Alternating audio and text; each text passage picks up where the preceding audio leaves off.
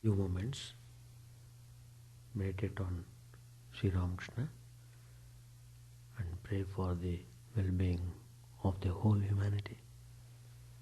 Hari Om Tat Sat. Om Stavakaya Dharmasya Sarvadharma Swarupine Stavakaya Dharmasya Sarvadharma Swarupine Avatara Varishtaya Ramakrishna Te Namah. Asato ma sadgamaya tamaso ma jyotirgamaya mrityorma mritangamaya. Om Shanti Shanti Shanti. Let us bow down to Sri Ramakrishna, the embodiment of all religions, the Supreme God incarnate. Let us pray to Him to lead us from the unreal to the real, to lead us from the darkness of ignorance to the light of knowledge, to lead us from death to immortality. In the last class, we were discussing about the topic equi-mindedness. Today I will conclude that topic. How it is very important to maintain equanimity. One who would be able to establish himself in that state of equanimity, he alone will be the happy man in this world. So that means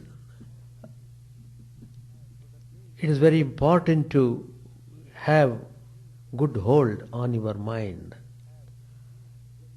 Every movement of the mind you must watch and take necessary correcting steps when required. So, your part is very important in dealing with your mind. So all this spiritual practice is meant for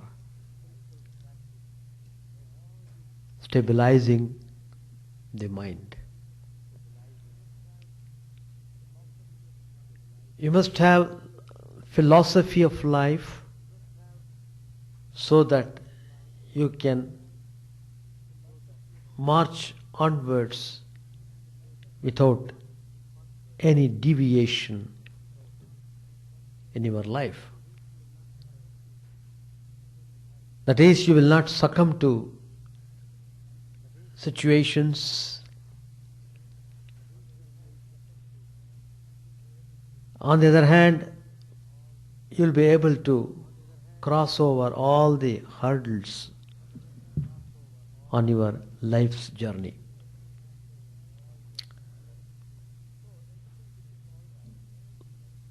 So everything becomes all right when we really feel the presence of God in us, in our heart. You must always believe that God is witnessing every moment of your action. Whatever you do, one cannot have privacy with God. God knows everything. He is very gracious, so He keeps quiet. He doesn't interfere in what way you are conducting yourself. He tries to help you indirectly so that you will learn through experience.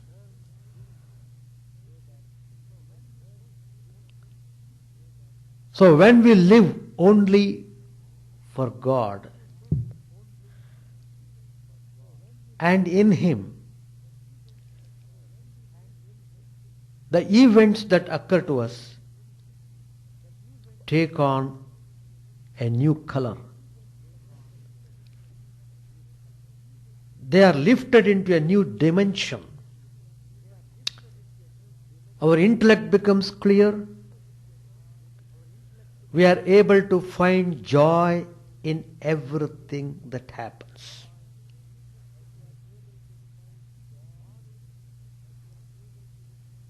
All is grist to the divine mill. Absorbed in the ultimate, we are satisfied with whatever is assigned to us by the Lord. This is not a defeatist or fatalistic mentality. On the contrary, it is the expression of our readiness to cooperate with our eternal companion. There is a story in Sri Ramakrishna's Gospel, the story of the weaver. For everything he would say, Ramer Ichha is the will of Rama. Anything that might happen. The robbers came, they caught hold of him, they made him take the stolen things on his head. And when the police came, the robbers fled. And because this holy person was having all that baggage on his head, police thought he might be the thief, and he was caught. And he was taken to custody. He was kept in jail for a few days till he was brought before the magistrate. Everything was going on in this fashion, but this holy man never was shaken in his tremendous faith in God. All the time he was telling everything is according to the will of Rama. Everything is happening. So, when the arguments came for discussion in the court, then this holy man was also asked to give a statement, and he just narrated what happened from the beginning to end, finally telling everything is going on according to the will of God, will of Rama. And all the people of the town had come to the magistrate court in the support of this holy man, and they said, "What is this you are doing? You have not captured the real culprits, but you are catching hold of a holy man who has not stolen anything, who has become a victim to the misfortune." But anyway, when the magistrate heard this statement from this holy man, he was impressed by his sincerity, and he was very stable. He was not shaken. He was very clear. And all this helped. And finally he was released. But he maintained the same state of equanimity. Even when he was caught, he did not lose his balance of mind. Even when he was made to work as the robbers wanted him to do, then also he maintained the same balance of mind. And he was put in jail, he was not disturbed. Brought to the magistrate court, finally released, he was in the same state of mind. So that is the indication of one's spiritual progress. The more one progresses in spiritual life, the more he becomes equi-minded. That means he crosses the border of likes and dislikes. He is no more under the influence of likes and dislikes. Ragadvesha vyuktanam. Ragadvesh. He is above that. So, though he is living as ordinary human beings, yet his mind is on a very high level and always in the state of equanimity. So, he enjoys supreme peace.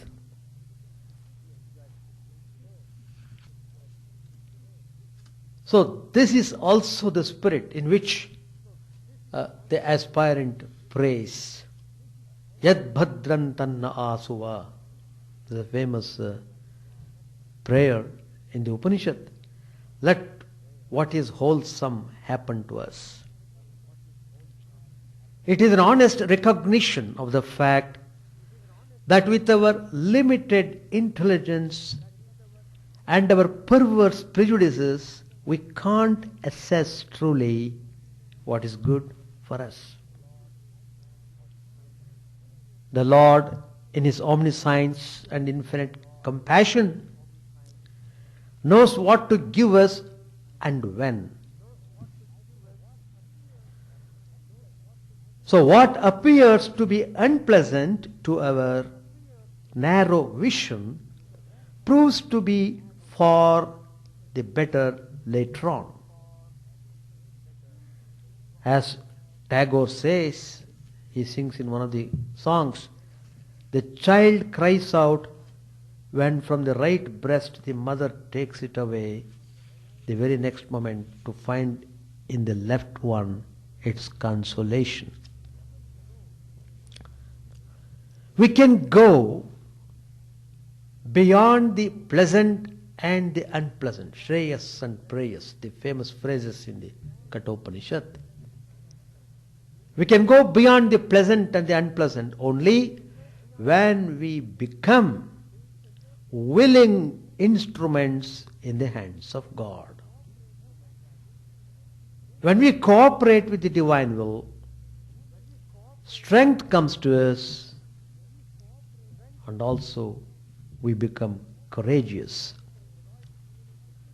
We are filled with a heroic feeling that is ready to face all challenges, refusing to be troubled by trifles. In Swami Vivekananda's phrase, we are like the lion which ignored the biting of a mosquito.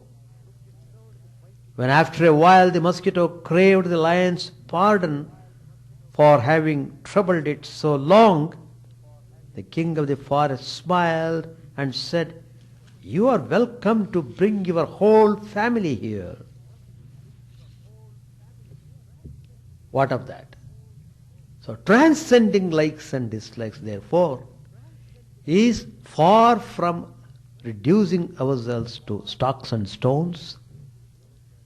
On the contrary, it is getting the best of all circumstances in the confidence that He is with us always. That attitude is very important. Always you must feel God is with you and you are doing directly under the supervision of God. If you have that kind of attitude, then you will never go wrong and everything would become good.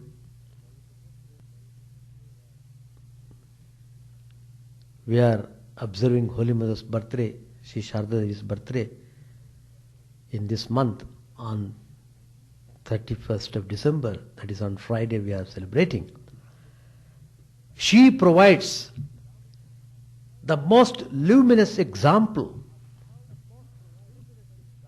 of how, enmeshed by the joys and sorrows of everyday life, the aspirant can find a pitcher of nectar within his heart. After the Mahasamadhi of Sri Ramakrishna, the Holy Mother passed through a certain period when she could not afford even salt to flavor the coarse rice she ate. But she took it all as part of the mission her divine consort had entrusted to her. She never grumbled, she never complained, she never lost her balance of mind. Amidst terrible hardships and adverse circumstances, uncooperative relations, Sri Sharda Devi maintained her equanimity. She waited serenely for things to take their course as the Lord willed. She had the tremendous stamina and tremendous love and devotion to Sri Ramakrishna. And she realized her true stature. And she set a model for us how we should conduct ourselves in a proper way in the life.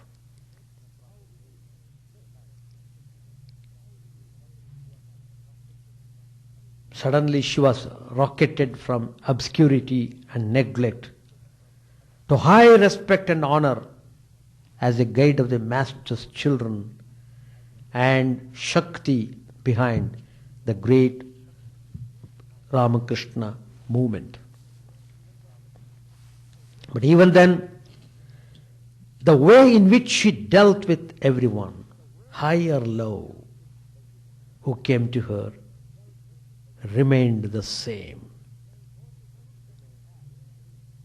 Both the good and the bad were the same to her. She would treat both of them equally with great love and compassion. She was ever ready to extend all help and all love towards anyone who would come to her. First and last, she was the mother, and no one was alien to her. And ever and anon, she quoted the Master for whatever she said or did.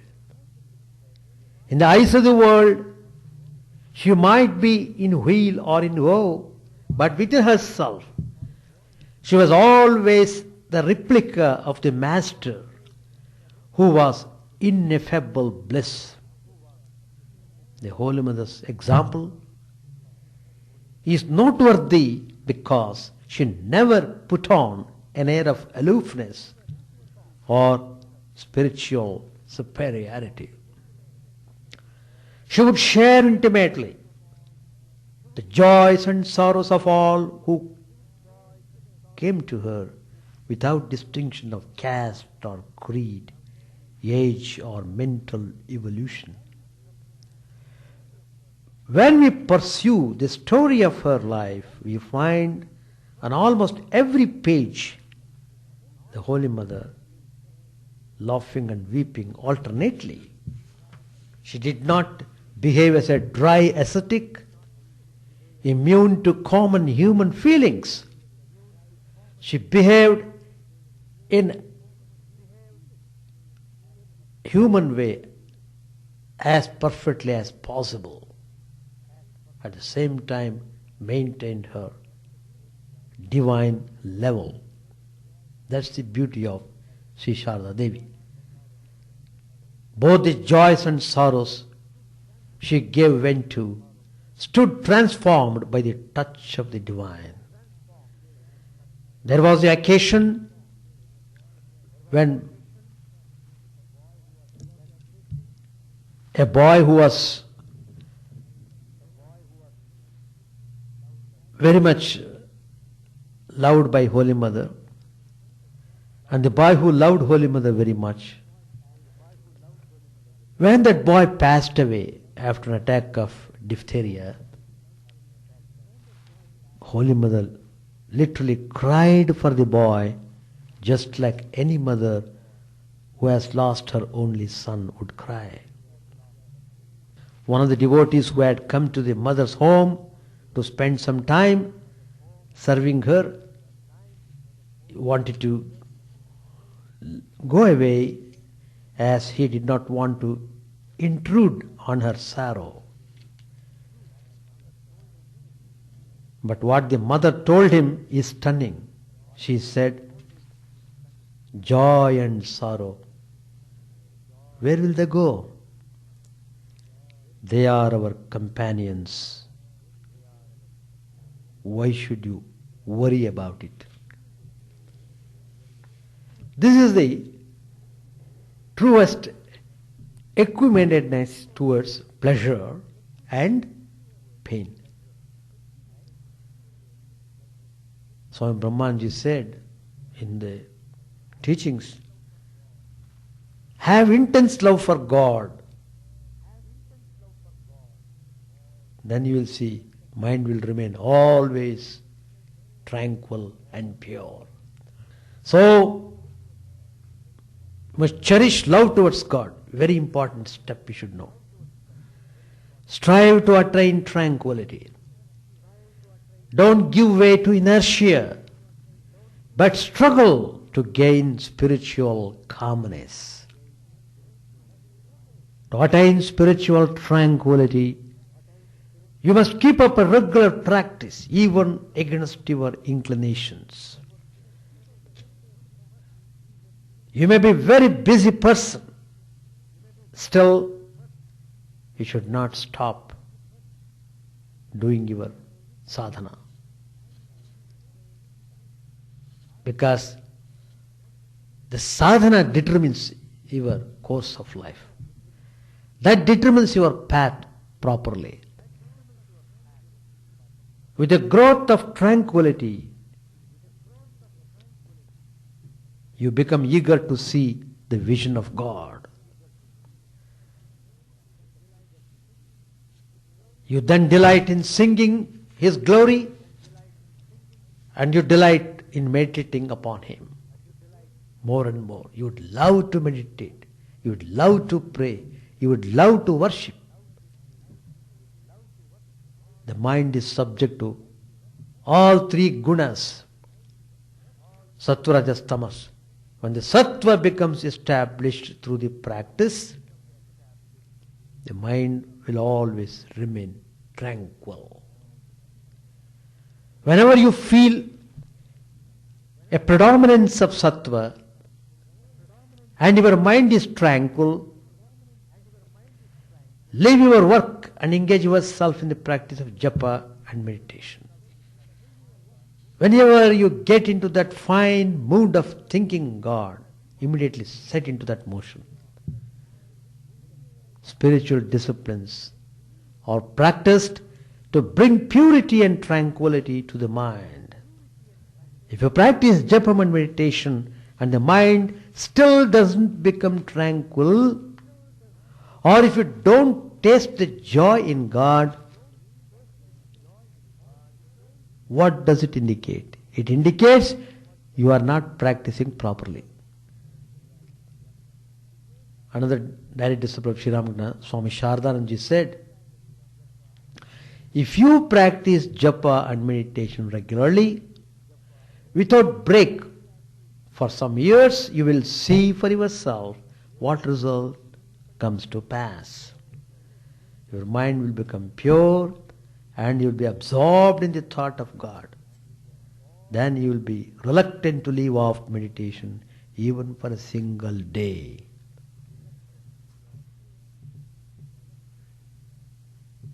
Then will come an inner tranquility which will fill your heart with joy. So equimindedness is the condition of tranquility.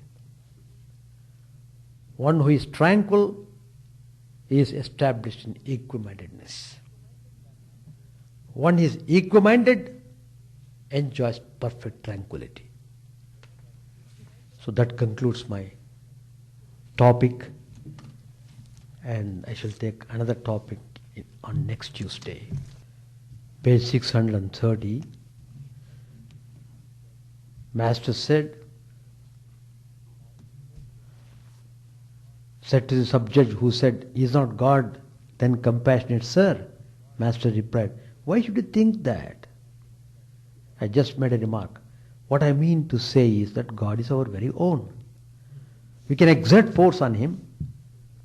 With one's own people, one can even go so far as to say, 'You rascal, won't you give it to me?'" To the subject, Sri Ramakrishna said, "Let me ask you one thing. Are vanity and egotism the result of knowledge or of ignorance? Egotism is of the nature of tamas. It is begotten by ignorance. On account of the barrier of ego, one doesn't see God. All troubles come to an end when the ego dies. It is futile to be egotistic. Neither body nor wealth will last. Once a drunkard was looking at the image of Durga. At the sight of her decorations, he said, "Well, mother, however you may fix yourself up, after 2 or 3 days they will drag you out and throw you into the Ganges." Or love. So I say to you all, you may be a judge or anybody else, but it's all for 2 days only. Therefore, you should give up vanity and pride. The characteristics of sattva, rajas and tamas are very different. Egotism, sleep, gluttony, lust, anger and the like are the traits of people with tamas. Men with rajas entangle themselves in many activities. Such a man has clothes all spick and span. His house is immaculately clean. A portrait of the queen hangs on a wall in his drawing room. When he worships God, he wears a silk cloth. He has a string of Rudraksha beads around his neck, and in between the beads he puts a few gold ones. When someone comes to visit the worship hall in his house, he himself acts as guide. After showing the hall, he says to the visitor, "Please come this way, sir." There are other things too. The floor of white marble and the Nat Mandir with its exquisite carvings. When he gives in charity, he makes a show of it. But a man endowed with sattva is quiet and peaceful. So far as dress is concerned, anything will do. He earns only enough money to give his stomach the simplest of food. He never flatters men to get money. His house is out of repair. He never worries about his children's clothing. He doesn't hanker for name and fame. His worship, charity, and meditation are all done in secret. People do not know about them at all. He meditates inside his mosquito curtain.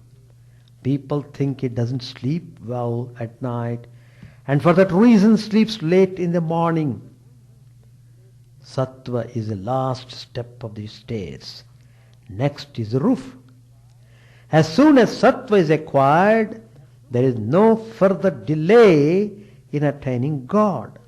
One step forward and God is realized. To the subject, Sri Ramakrishna said, didn't you say that all men were equal? Now you see that there are so many varieties of human nature. There are still other classes and kinds of people. For instance, there are those who are eternally free, those who have attained liberation, those struggling for liberation, and those entangled in the world. So many varieties of men. Sages like Narad and Shukadev are eternally free. They are like a steamship which not only crosses the ocean but can carry big animals, even an elephant. Further, the soul that is eternally free is like the superintendent of an estate. After bringing one part of the estate under control, he goes to another. Those struggling for liberation strive heart and soul to free themselves from the net of the world. One or two of them may get out of the net. They are called the liberated. The souls that are eternally free are like clever fish. They are never caught in the net. We shall stop here. Any questions about the topic equimindedness? Because you are established in tranquility, you don't have any questions to ask. Let me conclude. Over, huh? I see, yeah. So, yeah, next is December 26th. I'm beyond time. So, 26, contentment. Chant the name of the Lord and His glory unceasingly, that the mirror of the heart may be wiped clean, and quench that mighty forest fire, worldly lust, raging furiously within. O name, stream down in moonlight on the lotus heart, opening its cup to knowledge of thyself. O self, drowned deep in the waves of His bliss, tasting His nectar at every step, bathing in His name, that bath for weary souls. Various are thy names, O Lord, in each and every name thy power resides. No times are set, no rites are needful for chanting of thy name.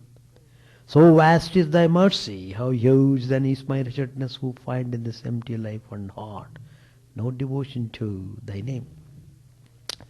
O my mind, be humbler than a blade of grass.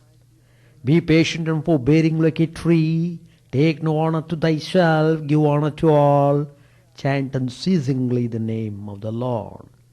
O Lord and soul of the universe, mine is no prayer for wealth or revenue, the playthings of lust or the toys of fame. As many times as I may be reborn, grant me, O Lord, a steadfast love for Thee. A drowning man in this world's fearful ocean is Thy servant, O sweet one. In Thy mercy, consider him as dust beneath Thy feet. Oh, how I long for that day when an instant's separation from Thee, O Lord, will be as 1,000 years, when my heart burns away with its desire, and the world without Thee is a heartless void. Prostrate at Thy feet let me be in unwavering devotion, neither imploring the embrace of Thine arms, nor bewailing the withdrawal of Thy presence, though with tears my soul asunder.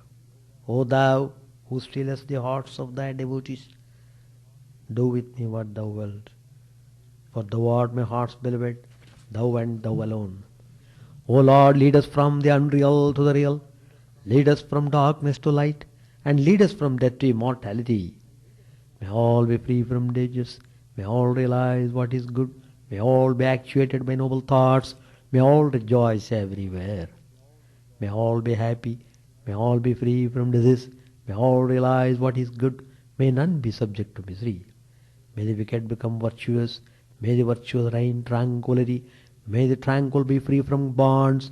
May the freed make others free. May good betide all people. May the sovereign righteously rule the earth. May all beings ever attain what is good. May the worlds be prosperous and happy. May the clouds pour rain in time. May the earth be blessed with crops. May all countries be freed from calamity. May holy men live without fear. May the Lord, the destroyer of sins, the presiding deity of all sacred works, be satisfied. For he being pleased, the whole universe becomes pleased. He being satisfied, the whole universe feels satisfied.